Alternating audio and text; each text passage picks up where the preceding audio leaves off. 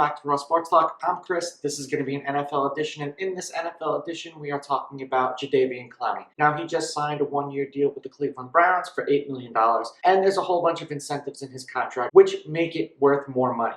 There's $1 million in sack bonuses. There's $1 million in playing time incentives. Now, did the Browns overpay? He had no sacks last year. He played in 8 games. He's continuously injury prone, and he's known to be one of those guys who doesn't necessarily have a high motor. Basically, he plays when he wants to play, and he doesn't play when he doesn't want to play.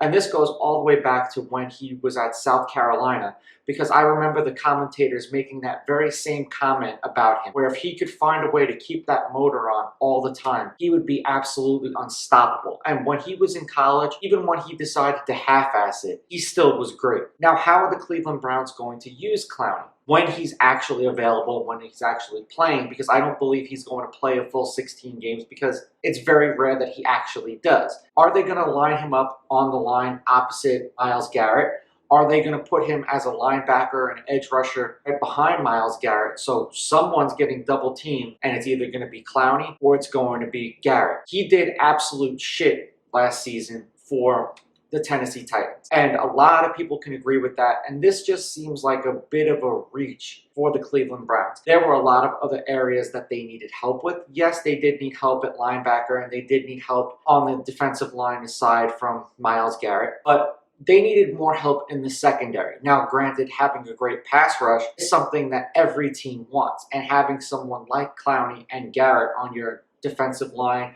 or as your pass rushing duo is something that should be feared. But the only problem with this is Jadeveon Clowney never is healthy. You know, we could go back to his rookie campaign. He played in 4 games. And then in his second year, he played in 13 games. In his third year, he played in 14 games. The only season he played a full season was in 2017.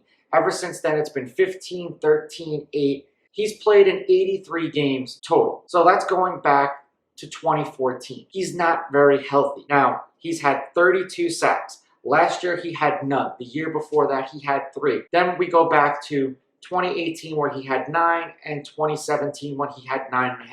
Now, mind you that he had 9.5 in a full season. The season after that, he had 9 in 15 games. That's what they're paying for. You're paying for the potential of what he can do. But going over history, this was sort of like when the Arizona Cardinals went and signed J.J. Watt. J.J. Watt has his injuries as well, and they went out and overpaid him, in my opinion. Will he end up making the minimum at $8 million?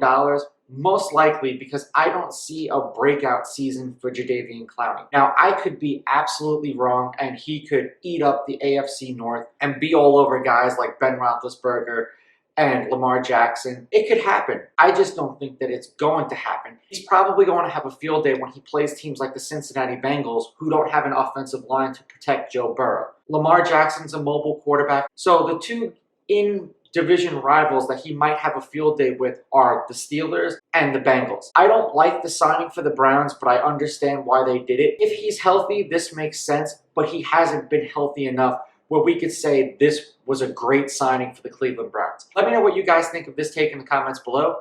Don't forget to like and subscribe to my channel. Follow me on Instagram at Raw Sports Talk. Follow me on Twitter at Raw Sports Talk 1. I'll catch you guys in the next episode. I'm out. Ooh, baby, I like it raw.